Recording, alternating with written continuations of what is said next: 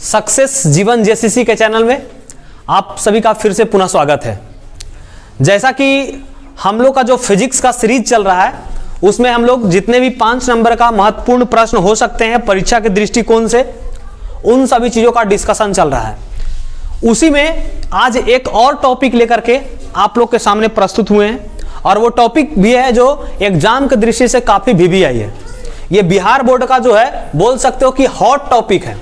Hot topic in the sense हर एक साल जो है एक ना एक शिफ्ट में ये क्वेश्चन आता ही आता है। और वो क्वेश्चन क्या है? सबसे पहले क्वेश्चन क्या कर रहा है? किरचॉफ के नियम को लिखना है। किसके नियम को लिखना है? किरचॉफ के नियम को लिखना है।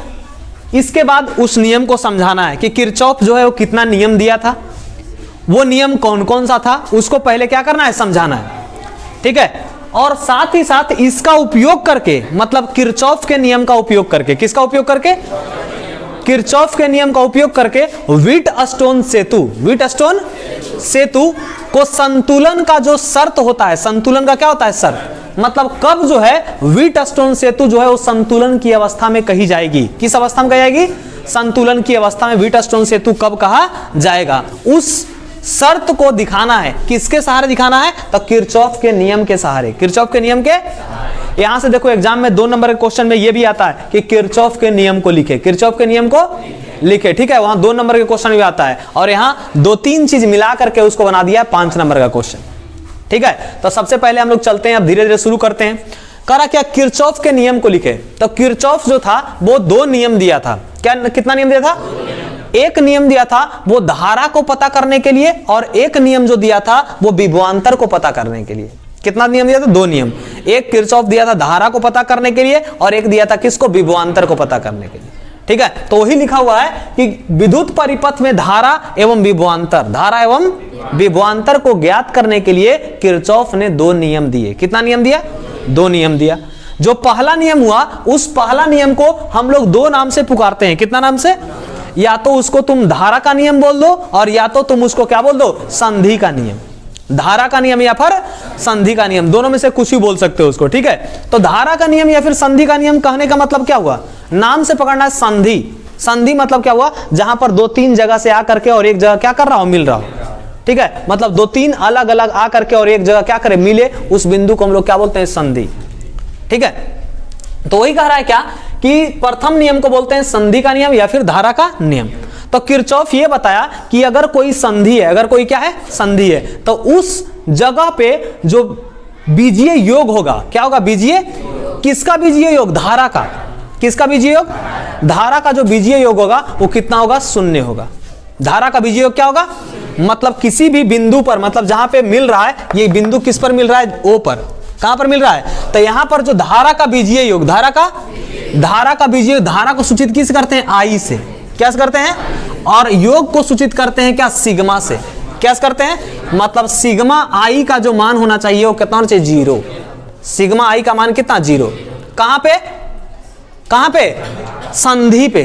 कहां पर? संधि पर जो है वो धारा का बीजीय योग कितना होना चाहिए? 0 होना चाहिए। कितना होना चाहिए? अब देखो बीजीय योग 0 होना चाहिए कहां पे? संधि पे। तो संधि के पास क्या होगा? धारा आएगा और धारा जाएगा।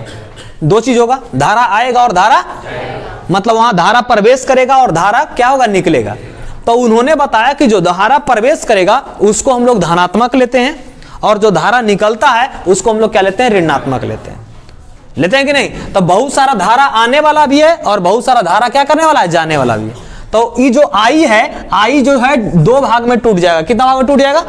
एक टूट जाएगा I इनकमिंग। I क्या टूटेगा? इनकमिंग, मतलब अंदर आने वाला धारा। तो क्या बताएं? अंदर आने वाला धारा को क्या लेना है? प्लस की माइनस? प्लस। तो इसलिए इसको हम क्या में लिए हैं? प्लस। कोई दिक्कत? और फिर क्या होगा? एक धारा कहां जाने वाला होगा? बाहर जाने वाला, तो उसको बोलेंगे आउट। क्या बोलेंगे? मतलब ये जो धारा है ये कहां जाने वाला? बाहर जाने वाला। और जो बाहर जाने वाला धारा है उसको क्या लेना है? प्लस की माइनस? माइनस। तो यहां पर बीच में किसका चिन्ह? माइनस का चिन्ह। और बराबर हो गया कितना? 0। बराबर क्या हो गया? 0। बताओ ये समझ में आया कि नहीं समझ में आया? ठीक है, तो अब इसको क्या करेंगे? इधर माइनस में, उधर जाएगा क्या? प्लस में। यहां से लिख सकते हैं sigma I in, sigma I बराबर sigma I out. Sigma I मतलब जितना अंदर आएगा उतना क्या निकलेगा? बाहर निकलेगा। निकलेगा कि नहीं? तो अब हम लोग देखते हैं कि अंदर आने वाला धारा कौन कौन सा है। चलो हम लोग इसको नाम देते हैं। इसको हम कह दिए क्या, I1, इसको बोल दिए I2, इसको बोल दिए I3, इसको बोल दिए I4 और इसको बोल दिए I5। कोई दिक्कत? मतलब इस संधि पर, संधि O पर, संधि कहां पे, O पे 5 धारा आकर के मिल रहा है। 5 धारा क्या कर रहा है, मिल रहा है। ठीक है, तो उसमें देखेंगे क्या बोल रहा है, सिग्मा I इन, मतलब अंदर आने वाला धारा, अंदर आने वाला। तो अब देखो इसमें कि अंदर आने वाला कौन कौन है, तो देखो अंदर कौन आ रहा है, I1, कौन आ रहा है, तो ये हो गया क्या, I1, फिर अंदर कौन आ रहा है, I2 आ रहा है ना, तो I1 प्लस क्या होगा, I2, I1 प्लस, अंदर I3 आ रहा है, नहीं आ रहा है, I4 आ रहा है, ये आ रहा है इन द सेंस क्या, ये तीर का निशान देखना है, तीर का निशान कहां, बाहर की ओर, ये देखो तीर का निशान कहां था, अंदर की ओर, तो ये दोनों अंदर आ रहा था, तो इसको लिख दिए क्या, I1 प्लस I2। अब कह रहा है बाहर जाने वाली धारा, बाहर जाने वाली, तो बताओ बाहर जाने वाला धारा कौन कौन सा है, I3 देखो बाहर निकल रहा है, तो ये हो गया कितना, I3 प्लस, बाहर कौन जा रहा है, I4 कौन जा रहा है, और फिर बाहर कौन जा रहा है, I5 जा रहा है, I कौन जा रहा है, 5। तो देखो ये दोनों धारा अंदर जा रहा था और ये तीनों धारा कहां था, बाहर। तो यही हो गया क्या, इसको हम लोग शॉर्टकट में ये बोल सकते हैं, incoming current is equal to outgoing current, मतलब जितना धारा अंदर प्रवेश करेगा उतना धारा बाहर क्या होगा, निकलेगा। कोई दिक्कत? अब जो आता है क्या, इसमें कभी कभी ऑब्जेक्टिव क्वेश्चन पूछ देता है कि ये जो प्रथम नियम है, धारा का जो प्रथम नियम है, यानी किरचॉफ का जो प्रथम नियम है, ये किस सिद्धांत पर कार्य करता है, तो ये किस सिद्धांत पर कार्य करता है, आवेश के संरक्षण के सिद्धांत पर। किसके सिद्धांत पर, आवेश के संरक्षण के सिद्धांत पर, क्योंकि धारा है और धारा कब बहता है, आवेश। ठीक है, तो ये काम करता है किस पर, आवेश के संरक्षण के सिद्धांत पर।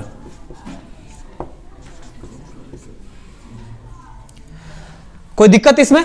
अब किरचॉफ का आता है द्वितीय नियम। कौन सा नियम, द्वितीय नियम। द्वितीय नियम को भी दो नाम से पुकारा जाता है, या तो तुम उसको बोल सकते हो वोल्टता का नियम, किसका नियम, और या तो बोल सकते हो बंद पास का नियम, बंद पास का। ऐसे ये नियम उतना ज्यादा कभी एग्जाम में आता नहीं है, ये नाम आ जाता है कि किरचॉफ के वोल्टता नियम को लिखे, और ऊपर में इसमें आता है किरचॉफ के धारा नियम को लिखें, या फिर कभी कभी संधि के नियम को भी लिखें। ठीक है, तो किरचॉफ का वोल्टता नियम क्या बोलता है, देखो एक बार पढ़ लेते हैं। कह रहा है किसी वैद्युत परिपथ के प्रत्येक बंद पास के, मतलब कोई एक वैद्युत परिपथ है, वैद्युत क्या है, और वो कैसा है, बंद है, कैसा है, तो उसमें क्या होगा, किसी वैद्युत परिपथ में बहुत सारा हो सकता है, किसी में एक पास दिखाई पड़े और या तो किसी में एक से अधिक पास दिखाई पड़े। ये पास क्या होता है, ये पास होता है बंद, लूप। बंद क्या होता है, लूप। देखो इसमें एक लूप देखो ऊपर बंद दिख रहा है और एक लूप कहां दिख रहा है, नीचे। दो दिख रहा है कि नहीं, तो अगर इसमें तुमसे पूछे कि पास की संख्या कितना, तो कितना होगा, 2 होगा। एक पास ये वाला होगा और एक पास ये वाला होगा। ठीक है, तो कह रहा है क्या, प्रत्येक बंद पास के विभिन्न भागों में, विभिन्न मतलब ये पास का तुमको अलग देखना है और ये पास का क्या देखना है, अलग देखना है। तो इसका जो विभिन्न भाग में बहने वाले धाराओं, बहने वाले मतलब इसमें जो बहने वाला धारा होगा और इसमें जो बहने वाला धारा होगा, अगर इस पास को देखेंगे तो इसमें बहने वाला धारा और इसमें बहने वाला प्रतिरोध को देखेंगे, अगर इस पास को देखेंगे तो इसमें बहने वाला धारा और इसमें बहने वाले प्रतिरोध को देखेंगे। तो ही कह रहा है क्या, बहने वाली धाराओं तथा उनके संगत प्रतिरोधों, उनके संगत मतलब जो जिसमें धारा बह रहा है और उसका प्रतिरोध क्या है उस चीज को। जैसे देखो इसमें धारा कितना बह रहा है, I1, और इसका संगत प्रतिरोध कौन सा है, R1। कौन सा है, अगर देखा जाए इसमें धारा क्या बह रहा है, I2, इसका संगत प्रतिरोध R2। समझ में आ रहा है? तो संगत मतलब जो धारा बह रहा है उसको देखना है और उसका प्रतिरोध को देखना है। उसका क्या देखना है, प्रतिरोध के, उनके प्रतिरोधों के गुणनफल, मतलब धारा और प्रतिरोध का गुणनफल। धारा और प्रतिरोध का बताओ, धारा और प्रतिरोध का गुणनफल क्या होगा, धारा किस सूचित किस करते हैं, I से, कैसे करते हैं, और प्रतिरोध को सूचित किस करते हैं, R से। इसका गुणनफल मतलब दोनों को गुना कर लीजिए तो हो गया कितना, IR। समझ में आ रहा है? कह रहा है क्या कि गुणनफल का बीजीय योग, कौन सा योग, मतलब अगर एक है दिया गया और उसमें बहुत सारा धारा बह रहा है तो जितना भी धारा बहेगा सबका योग करना है, सबको क्या करना है, और योग को सूचित किसे करते हैं, सिग्मा से। कोई दिक्कत है यहां तक? अब कह रहा है कि बीजीय योग लगे विद्युत वाहक बलों के बीजीय योग के बराबर होता है। मतलब उसमें लगा जो विद्युत वाहक बल होगा, जो विद्युत वाहक बल जिसके कारण उसमें विद्युत बह रहा है, जिसके कारण उसमें विद्युत क्या हो रहा है, जैसे इसमें जो विद्युत बह रहा है वो किसके कारण, E1 के कारण और किसके कारण, E2 के कारण। दोनों आ रहा है ना, तो जो विद्युत वाहक बल लगल रहेगा उसका भी क्या करना है, योग करना है, उसका भी क्या करना है, योग करना है। तो बताओ विद्युत वाहक बल को सूचित क्या से किया गया यहाँ पर, ई से, की से किया गया है। और अगर एक से ज्यादा विद्युत वाहक बल रहेगा तो सबको योग करना है वहां पर भी, तो उसको भी क्या लिखेंगे, सिग्मा ई, क्या लिखेंगे, और ये दोनों होना चाहिए बराबर, दोनों क्या होना चाहिए, बराबर होना चाहिए। देखो बोला है क्या, बीजगणित विद्युत वाहक बलों के बीजगणितीय योग के क्या होता है, बराबर। मतलब पहले उसमें देखेंगे क्या, धारा देखेंगे और उसके संगत प्रतिरोध देखेंगे, संगत क्या देखेंगे, प्रतिरोध, और उसका जो गुणनफल होगा, उसका जो क्या होगा, उसमें लगे विद्युत वाहक बल, उसमें लगे विद्युत वाहक बल के क्या होगा, उसके विद्युत वाहक बल का जो योग होगा, बीजीय योग, कौन सा योग, उसके क्या होगा, बराबर होगा। समझ में आया। तो इसका फार्मूला क्या होता है, सिग्मा आई आर बराबर क्या होता है, सिग्मा ई, जहां ई क्या है, विद्युत वाहक बल, विद्युत वाहक। और कैसे काम करता है चलो देखते हैं हम लोग। सबसे पहले चलते हैं हम लोग, इसको बोलते हैं पास 1 और इसको बोलते हैं पास 2। क्या बोलते हैं, पास 1 और पास, ठीक है। तो ये हो गया बंद पास 1 और ये हो गया बंद पास 2। तो देखो कैसे चलते हैं, देखना ध्यान से। इसी चीज का यूज इसमें करेंगे, तो अगर यहां समझ में नहीं आएगा तो वहां दिक्कत होगा, ठीक है, इसलिए इसको सही से समझना। कि जो हम लोग व्हीटस्टोन सेतु बनाएंगे तो व्हीटस्टोन सेतु में हम लोग किरचॉफ का द्वितीय नियम का ही प्रयोग करके करेंगे, ठीक है। तो यहां चलेंगे सबसे पहले क्या, बंद पास 1 में, बंद पास किसमें, तो देखो बंद पास 1 में कैसे चलते हैं, ध्यान से देखना यहां पर। बंद पास 1 में मान लीजिए हम इस बिंदु से चलना शुरू कर रहे हैं, ठीक है। अब बंद पास 1 में क्या है, ई ऐसे जाएंगे और ऐसे घूम करके यहां फिर से पहुंचेंगे। तो पहले क्या बोला है, सिग्मा आई आर, मतलब हम लोग केवल देखेंगे किसका, आई और आर को, किसको देखोगे। तो बताओ यहां से आई और आर को देखना है, तो इसमें बताओ क्या है, I1, कौन 1 है, और आर क्या है, R1। तो हो गया कितना, इसको क्या लिखेंगे, I1 R1, I1, कोई दिक्कत यहां तक, ये हो गया कितना, I1 R1, I1 कितना, R1।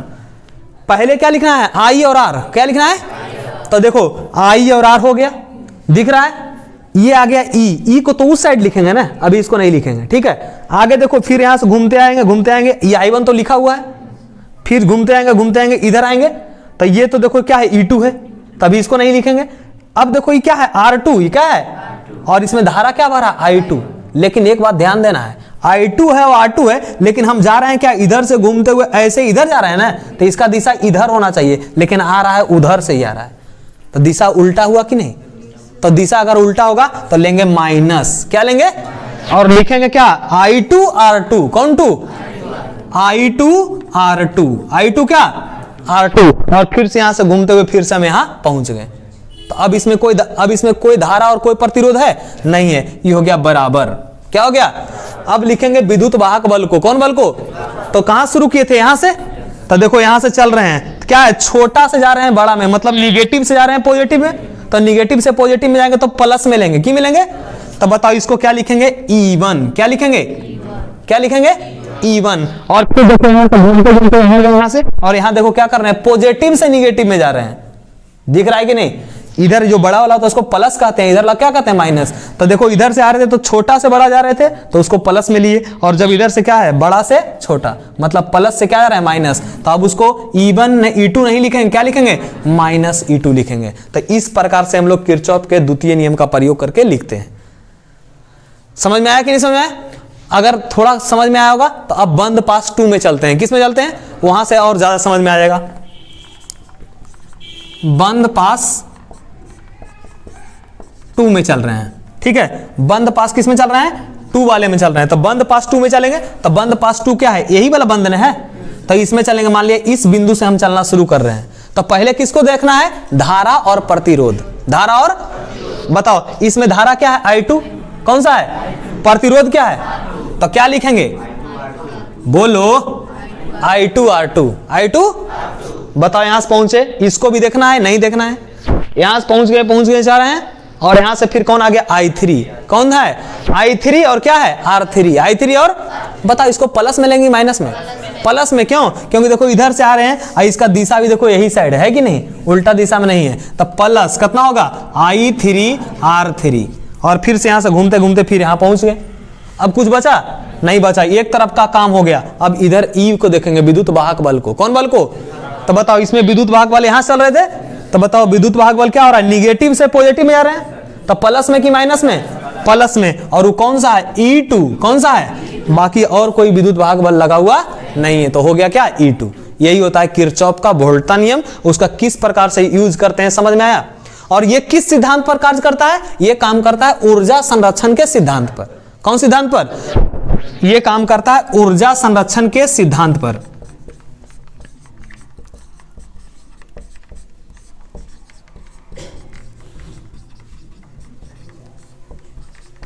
बताओ यहां तक कोई दिक्कत है।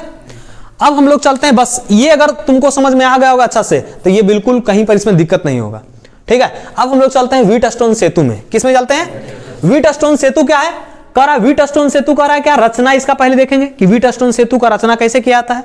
तो इसमें क्या कहता है, 4 प्रतिरोध लगता है। कितना प्रतिरोध, तो वही लिखा हुआ है क्या, इसमें 4 प्रतिरोध है। चारों प्रतिरोध का नाम दे दिया गया, क्या है, एक का नाम P, एक का नाम Q, एक का नाम R, एक का नाम S।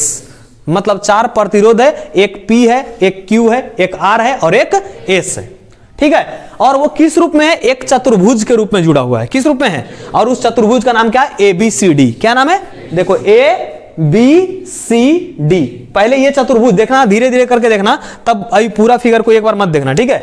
ये ABCD पहले एक चतुर्भुज बन गया। इसमें 4 प्रतिरोध है, एक P है, एक Q है, एक R है और क्या है, S है, ठीक है। अब कह रहा है क्या, बिंदु A एवं C के बीच एक सेल, बिंदु A और C के बीच क्या लगा हुआ है, एक सेल। तो देखो A यहां दिख रहा है, C यहां दिख रहा है, इसके बीच में देखो एक सेल लगा हुआ है और एक कुंजी लगा हुआ है। एक सेल और एक क्या लगा हुआ है, देखो यहां लिखा हुआ बीच एक सेल E है, ये सेल क्या है, E है। ये सेल जो है E है और इसमें कुंजी क्या लगा हुआ है, K1। कौन सा कुंजी लगा हुआ है, K1 कुंजी लगा हुआ है, ठीक है, जोड़ दिया गया है। और फिर B और D के बीच में, किसके किसके बीच में, B और D के बीच में एक धारावाही है। एक क्या है, धारावाही, मतलब जो धारा को मापता है। धारा क्या करता है, और धारा को कौन माप रहा है, गैल्वेनोमीटर, ठीक है। तो वहां एक धारावाही लगाया गया है, क्या लगाया गया है, और उसके साथ एक क्या लगा हुआ है, कुंजी लगा हुआ है। एक क्या लगा हुआ है, कुंजी, जिसका नाम क्या है, K2। ये हो गया आपका रचना। ये क्या हो गया, सब कुछ आ गया उसमें। पहले क्या, चारों प्रतिरोध आ गया, चारों क्या आ गया, PQRS, जो कौन आकार में था, चतुर्भुज के आकार में। फिर बताया क्या कि A और C से, बिंदु A और कहां से, C से क्या किया गया है, एक सेल और एक कुंजी को जोड़ा गया है। और इसके बाद B और D से क्या किया है, एक धारा मापी को लगाया गया है और साथ में एक कुंजी को लगाया गया है। कोई दिक्कत यहां तक।